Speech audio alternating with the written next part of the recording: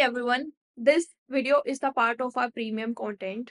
अगर आप इकोनॉमिक्स से रिलेटेड किसी भी एग्जाम की तैयारी कर रहे हैं, B it academics B it competitive, चाहे आप इकोनॉमिक्स ऑनर्स कर रहे हैं या एमए कर रहे हैं, किसी भी यूनिवर्सिटी से, UGC NET, economics optional, Indian economic service, इन सब कोर्सेज की प्रिपरेशन आप हमारे ऐप के साथ कर सकते हैं.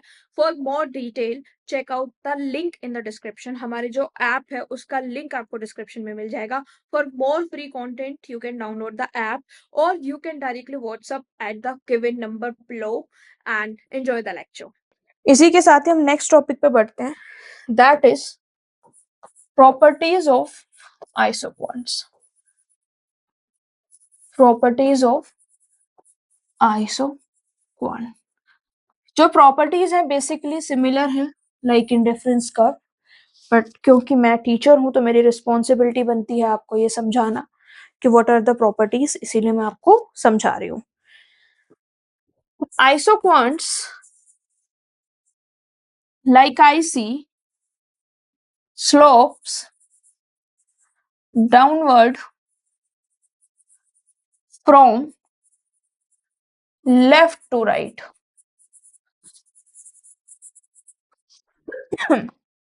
यानी कि जब आप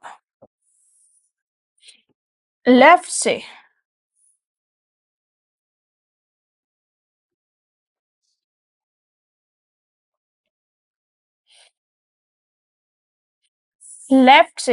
राइट की तरफ जाएंगे, यानी कि इस तरफ मूव करेंगे, तो आइसोक्वांट का जो स्लोप है दैट विल बी डाउनवर्ड. ठीक है. What do you mean by that?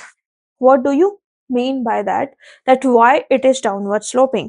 देखिए, क्योंकि अगर हम जैसे कि अभी मैं जितना भी डिस्कशन इस क्लास में हमने किया है तो हम ये कह रहे थे why it is sloping downward, because जैसे हम लेबर का क्वांटिटी बढ़ा रहे हैं ना, साथ साथ हम कैपिटल का क्वांटिटी कम भी कर रहे हैं.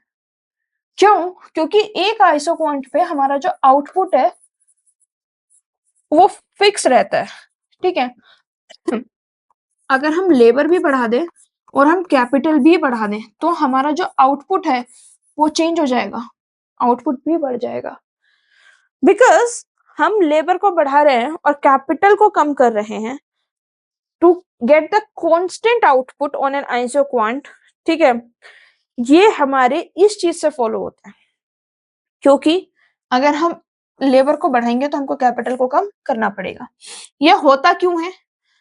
क्योंकि जो मार्जिनल प्रोडक्ट है ना किसी भी फैक्टर का, वो हम ये मान के चलते हैं कि वो पॉजिटिव होता है. किसी भी फैक्टर का जो मार्जिनल प्रोडक्ट है वो पॉजिटिव होता है. इसका क्या मतलब है कि जब भी हम एडिशनल कोई भी फैक्टर या कोई भी पॉजिटिव इंक्रीमेंट कर रहे हैं ना, मार्जिनल प्रोडक्ट जो है वो हमारा पॉजिटिव है. इसका मतलब क्या है कि जब भी हम कोई एडिशनल आउटपुट बढ़ा रहे हैं, ठीक है, लेट्स से हम एडिशनल लेबर बढ़ा रहे हैं या एडिशनल कैपिटल बढ़ा रहे हैं, तो इससे हमारा इंक्रीमेंट ही होगा आउटपुट में. ठीक है. अब ये क्यों होगा? ठीक है. लास्ट क्लास में जाइए, मैंने आपको रिटर्न्स टू वेरिएबल फैक्टर में लॉ ऑफ वेरिएबल प्रोपोर्शन पढ़ाया था. लॉ ऑफ वेरिएबल प्रोपोर्शन में मैंने आपको 3 स्टेजेस पढ़ाई थी कि स्टेज 1 होती है, स्टेज 2 होती है, स्टेज 3 होती है. मैंने उसमें बताया था कि कोई भी जो प्रोड्यूसर रीजनेबल होगा ना वो स्टेज 3 में ऑपरेट नहीं करेगा. स्टेज 3 में वो ऑपरेट इसीलिए नहीं करेगा क्योंकि स्टेज 3 तक पहुंचते पहुंचते ना जो मार्जिनल जो लेबर है वो इतना ज्यादा हो जाता है, लेबर इतना एक्सेसिव हो जाता है that it starts getting you negative returns. तो नेगेटिव रिटर्न्स के लिए तो कोई भी जो प्रोड्यूसर है वो प्रेडिक्शन नहीं करेगा. प्राइस आपको पॉजिटिव पे करना है तो फिर आप नेगेटिव प्रोडक्शन से या फिर जो नेगेटिव इम्पैक्ट होता है उससे बचते हैं. इसीलिए जो है देखिए नेगेटिव एमपीके से बचते हैं, नेगेटिव मार्जिनल प्रोडक्ट से इसीलिए बचते हैं क्योंकि थर्ड स्टेज में आपने देखा था कि मेरा जो टोटल प्रोडक्ट था ना वो भी कम होना शुरू हो गया था, वो भी डिक्रीज होना शुरू हो गया था बिकॉज मेरा मार्जिनल प्रोडक्ट जो था वो नेगेटिव हो गया था. And secondly we are paying price in the positive terms. Price तो हम पॉजिटिव पे कर रहे हैं ना, तो why we will produce a good when the marginal product is either 0 और नेगेटिव, ठीक है। तो मार्जिनल प्रोडक्ट अगर मेरा 0 या नेगेटिव है तो हम वहां पे प्रोडक्शन नहीं करेंगे। तो हम ये मान के चलते हैं कि जो मार्जिनल प्रोडक्ट है वो मेरा पॉजिटिव है, and because positive marginal product है तो मेरा जो आईसी है that will slope downward from left to right. यानी कि अगर मैं कोई भी एक फैक्टर इनपुट बढ़ाता हूं तो मुझे दूसरा फैक्टर इनपुट जो है वो कम करना ही पड़ेगा, ठीक है। अब इसमें ना एक चीज और समझने वाली बात है, ठीक है। लेट्स से मैं इस तरीके का आईसी बनाती हूँ, IQ, this is iso quant and this is also an iso quant. This is vertical iso quant, this is horizontal iso quant. Vertical iso quant और हॉरिजॉन्टल आइसो क्वांट मैंने draw किए। Horizontal iso quant का क्या मतलब होता है, देखिए इस इंटरसेक्शन से कंफ्यूज मत होना। हॉरिजॉन्टल आइसो क्वांट का क्या मतलब है, हॉरिजॉन्टल आइसो क्वांट का मतलब है कि मेरा जो मार्जिनल प्रोडक्ट ऑफ लेबर है ना वो 0 हो गया है। क्यों 0 हो गया है मैं आपको बताती हूँ। क्योंकि मैंने कैपिटल इतनी फिक्स कर ली ओके, ठीक है, ओके कैपिटल है। अब मैं ओके कैपिटल में ये इतनी लेबर लगाऊं, इतनी लेबर लगाऊं, इतनी लेबर लगाऊं, इतनी लेबर लगाऊं, कितनी भी लगा लूं मैं, मेरा आउटपुट नहीं बढ़ना, मेरा आउटपुट सेम रहना है। क्योंकि जब भी मैं एडिशनल लेबर को यूज कर रही हूं और मेरा आउटपुट नहीं बढ़ रहा है क्योंकि मैंने कैपिटल फिक्स कर दिया है, तो इस केस में मेरा मार्जिनल प्रोडक्ट ऑफ लेबर 0 हो गया। मार्जिनल प्रोडक्ट ऑफ लेबर 0 क्यों हो गया, because marginal product of labour 0 मेरा इसीलिए हो गया क्योंकि मैं एडिशनल कितनी लेबर बढ़ा लूं मेरा आउटपुट नहीं बढ़ना। सेम वे ये जो मेरा वर्टिकल आइसोक्वेंट है इसमें मेरा मार्जिनल प्रोडक्ट ऑफ कैपिटल 0 हो गया। What you mean by that, कि मैंने लेबर का अमाउंट फिक्स कर दिया ओएल, अब तुम इसमें इतनी कैपिटल लगाओ, इतनी लगाओ, इतनी लगाओ, दुनिया जहां की कैपिटल लगाओ, आउटपुट नहीं बढ़ना उससे, आउटपुट नहीं बढ़ेगा उससे बेटा। और आउटपुट नहीं बढ़ेगा, हम एक इनपुट है लगाए जा रहे हैं और हमारा आउटपुट नहीं बढ़ रहा है, यानी कि मार्जिनल प्रोडक्ट जो है वो मेरा 0 है, ठीक है। मैं डिफरेंट शेप्स डिस्कस कर रही हूँ, ठीक है। ये मेरा डाउनवर्ड स्लोपिंग से आईक्यू है। लेट्स से एक मेरा ये आईक्यू है अपवर्ड स्लोपिंग। अपवर्ड स्लोपिंग हम क्यों नहीं कंसीडर करते हैं, why we consider isoquant as downward from left to right, why we can not consider it as upward. मुझे बताइए आइसोक्वांट जो है वो अपवर्ड क्यों नहीं हो सकता। मैंने जब आपको कंज्यूमर थ्योरी पढ़ाई थी और उसमें डिफरेंस कर्व पढ़ाए थे तो मैंने उसमें आपको पढ़ाई थी ये चीजें कि कॉनकेव आईसी क्यों है, कॉनकेव आईसी के क्या नुकसान है। तो अगर मैं बात करूं कि आइसोक्वांट जो है वो हम अपवर्ड स्लोपिंग क्यों नहीं मानते हैं, क्योंकि हम सेम आउटपुट को प्रोड्यूस कर सकते हैं with the use of less factor. हम सेम आउटपुट को प्रोड्यूस कर सकते हैं with the use of same less factor, ठीक है। कम फैक्टर को यूज किए बिना भी हम सेम लेवल का आउटपुट जो है वो प्रोड्यूस कर सकते हैं। या फिर हम ये भी कह सकते हैं when we talk about the upward sloping isoquant, जैसे कि अपवर्ड स्लोपिंग आइसोक्वांट है, तो इसमें किसी एक फैक्टर की या तो मार्जिनल प्रोडक्ट लेबर का या फिर मार्जिनल प्रोडक्ट कैपिटल का, दोनों में से किसी एक का जो मार्जिनल प्रोडक्ट है वो नेगेटिव है। जो ये शेप अपवर्ड स्लोपिंग है ये उसी केस में आ सकती है जब मार्जिनल प्रोडक्ट ऑफ लेबर या फिर marginal product of capital negative हो, ठीक है। अगर मेरा marginal product of labour negative है तो मैं अपना टोटल प्रोडक्ट तो मेरा कम होगा। अगर marginal product of capital negative है, दोनों में से कोई भी अगर नेगेटिव आ रहा है तो अल्टीमेटली मेरा टोटल आउटपुट कम होगा ना। मैं क्यों ऐसी जगह प्रोड्यूस करूंगा जहां पे मेरा टोटल आउटपुट कम हो रहा हो, ठीक है। तो अब हमें ये बात समझ में आ गई है कि और किसी कंडीशन में जो है प्रोड्यूसर वो इक्विलिब्रियम पे नहीं पहुंचेगा, क्योंकि हमने रिटर्न्स टू वेरिएबल फैक्टर में पढ़ा था कि इकोनॉमिक रीजन ऑफ प्रोडक्शन जो है, जो एक रेलेवेंट स्टेज ऑफ प्रोडक्शन है, वो हमारी सेकेंड स्टेज थी जिसमें हमारा जो मार्जिनल प्रोडक्ट्स थे वो पॉजिटिव थे। अगर हम marginal products of positive consider करते हैं तो हमारा जो शेप है वो डाउनवर्ड स्लोपिंग आइसोक्वांट ही बनेगा। एक होमवर्क ले लीजिए, ठीक है, होमवर्क में आप खुद करके देखिएगा। अपने हिसाब से ना फिगर्स बनाइएगा, ठीक है। और क्या करना है आपको, MPL MPK दोनों पॉजिटिव हो तो आइसो क्वांट बनाना, और इनमें से चलो MPL नेगेटिव कर देना, MPK पॉजिटिव कर देना, और तब आइसो क्वांट बनाना, ठीक है। दोनों पॉजिटिव होंगे तो आपकी शेप डाउनवर्ड आएगी, अभी बता देती हूँ, आप बस करके देख लेना, ठीक है। और अगर एक भी नेगेटिव हुआ तो आपकी जो स्लोप है वो अपवर्ड स्लोपिंग आएगी। और यू विल अंडरस्टैंड कि हम नेगेटिव मार्जिनल प्रोडक्ट्स पर डील नहीं करते because of law of variable proportion, वो मैंने लास्ट क्लास में पढ़ाया हुआ है, ठीक है। क्योंकि हम ये मान के चलते हैं कि जो प्रोड्यूसर है that is operating in the stage 2 जहां पे मार्जिनल प्रोडक्ट्स जो है वो पॉजिटिव है, ठीक है।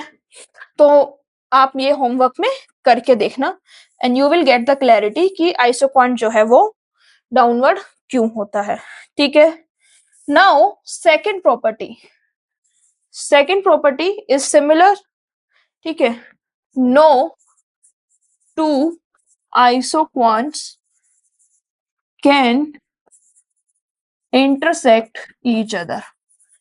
तो आइसोक्वांट जो है वो एक दूसरे को इंटरसेक्ट नहीं कर सकते हैं। कैसे नहीं कर सकते हैं, ये देखो, ठीक है, ये मैंने बना दिया। Let's say this is isoquant जो हमें 100 यूनिट ऑफ आउटपुट दे रहा है, ठीक है। Let's say this is an isoquant जो हमें 120 यूनिट्स ऑफ आउटपुट दे रहा है। अब यहाँ पे जहां पे इंटरसेक्शन हुआ है ना, let's give it the point A, ठीक है। मान लीजिए ये जो हमारा जहां पे इंटरसेक्शन हुआ है वो हमारा ए पॉइंट है। अब इस ए पॉइंट पे हम अगर सेकंड आइसोक्वांट की बात करें तो अगर हम सेकंड के इनपुट लगाएं, लेबर और कैपिटल लगाएं, तो मुझे 120 मिल जाएगा। But this point is again on मेरा पुराने वाला एसी, तो अगर मैं IQ फर्स्ट के इनपुट लगाऊं L1 K1 तो मुझे 100 यूनिट्स भी मिल सकता है। यानी कि एक पॉइंट मुझे 100 यूनिट्स का आउटपुट भी दे सकता है और एक पॉइंट मुझे 120 यूनिट्स का भी आउटपुट दे सकता है।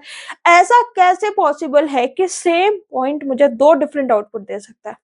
हाउ इज इट पॉसिबल कि मेरा सेम आउटपुट सेम इनपुट मेरे को 20 भी आउटपुट दे रहा है, 120 भी दे रहा है और 100 भी दे रहा है?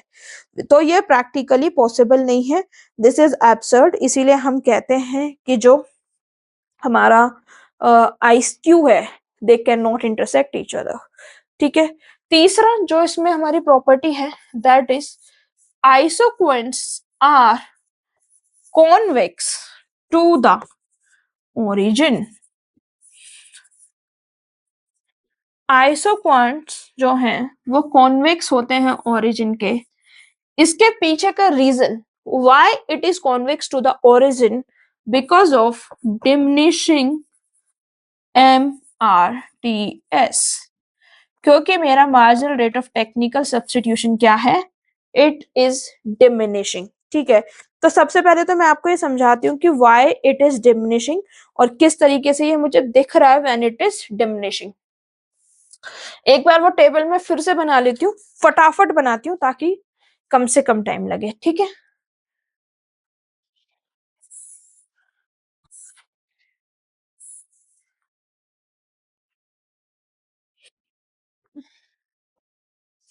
This is factor combination, this is labour, this is capital, this is MRTSLK, ठीक है।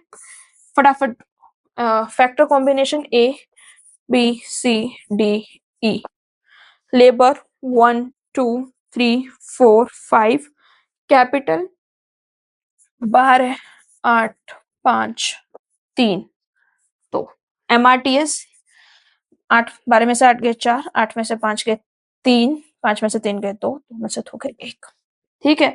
वैसे डिस्कशन में पहले भी कर सकती थी बट मुझे लगा होच पोच हो जाएगा। मैंने आपको बताया कि MRTS हमें बताता है कि एक यूनिट ऑफ लेबर को रिप्लेस करने के लिए हमें कितने सारे यूनिट ऑफ कैपिटल हटाने पड़ेंगे, यानी कि चेंज इन के divide by change in L. ठीक है, अब देखिए दो चीजें हैं। पहली बार में जब मैं एक यूनिट ऑफ कैपिटल को बढ़ाती हूँ, यानी कि 1 से 2 करती हूँ, तो मेरी कैपिटल कम करने की इच्छा कितनी है? 4।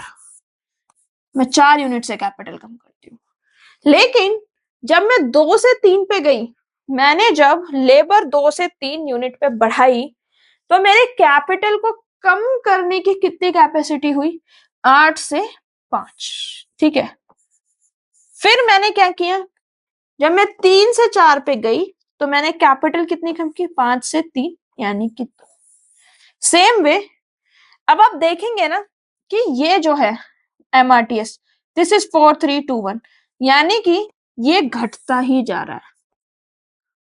इसको हम बोलते हैं डिमिनिशिंग एमआरटीएस, यानी कि हर एक फैक्टर कॉम्बिनेशन के बाद मेरी कैपिटल को कम करने की इंटेंसिटी जो है वो डिक्रीज होती जा रही है, वो जो है मेरी कम होती जा रही है।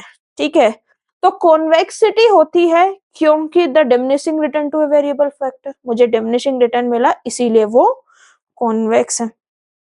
ठीक है, अब ऐसा होता क्या है, ऐसा क्यों होता है, मुझे ये बताइए। सबसे पहले हमें ये समझना है व्हाई इट इज दिस।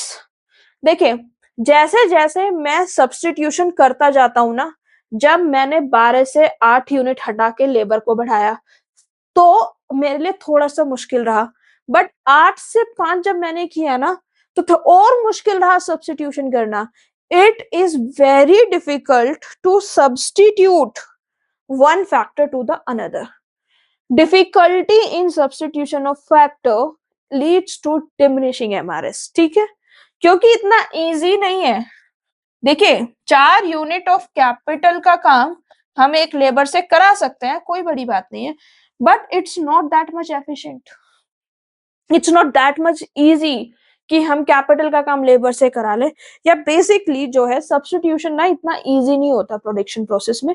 हमें लगता है when it comes to production process तो हम इजीली कर लेते हैं, सब्स्टिट्यूशन हो जाएगा, but it is difficult to substitute the inputs. That is why हमारा जो एमआरटीएस होता है वो डिमिनिशिंग होता जाता है। ठीक है, यानी कि जो मेरा मार्जिनल फिजिकल प्रोडक्टिविटी है वो डिमिनिश करती है, इसीलिए जो है मेरे को मेरा आईसी जो है वो आपको आईसी में सॉरी आईसी नहीं, इसीलिए जो मेरा आईक्यू है वो आपको कॉन्वेक्स शेप का देखने के लिए मिलता है। अगर मेरा एमआरटीएस जो है वो कम है, ठीक है, if my MRTS is small, तो हम यहाँ पे ज्यादा सब्स्टिट्यूट कर सकते हैं, ग्रेट सब्स्टिट्यूशन इज पॉसिबल।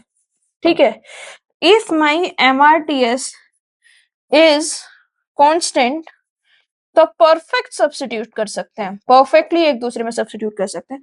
अगर मेरा एमआरटीएस लार्ज है, ठीक है, तो हम लेस सब्स्टिट्यूशन करेंगे, बेसिकली बिकॉज हमें हमारे लिए सब्स्टिट्यूशन कर पाना इतना आसान नहीं होता है, so it is diminishing substitution.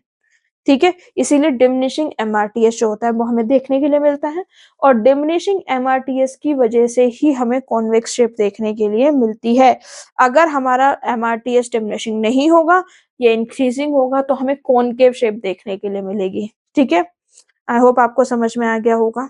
इसका अगर मैं एक इकोनॉमिक लॉजिक भी दूं तो मैं ऐसे कह सकती हूँ कि देखो, कैपिटल में कम कर रही हूँ, यानी कि मार्जिनल प्रोडक्ट ऑफ कैपिटल बढ़ रहा है, लेबर में बढ़ा रही हूँ, मार्जिनल प्रोडक्ट ऑफ लेबर जो है वो कम होता जा रहा है, because this works in the opposites. जैसे कि मैंने आपको भी बताया है कि जैसे जैसे हम लेबर को बढ़ाएंगे तो उससे मिलने वाला मार्जिनल प्रोडक्ट हमें कम मिलता जाएगा, because of principle of diminishing marginal return. ठीक है, तो अब क्या हुआ, जैसे कि हमने कैपिटल को कम किया तो हमारी मार्जिनल प्रोडक्टिविटी कैपिटल की बढ़ गई, और हमने लेबर को बढ़ाया तो हमारी मार्जिनल प्रोडक्टिविटी ऑफ लेबर जो है वो कम हो गई।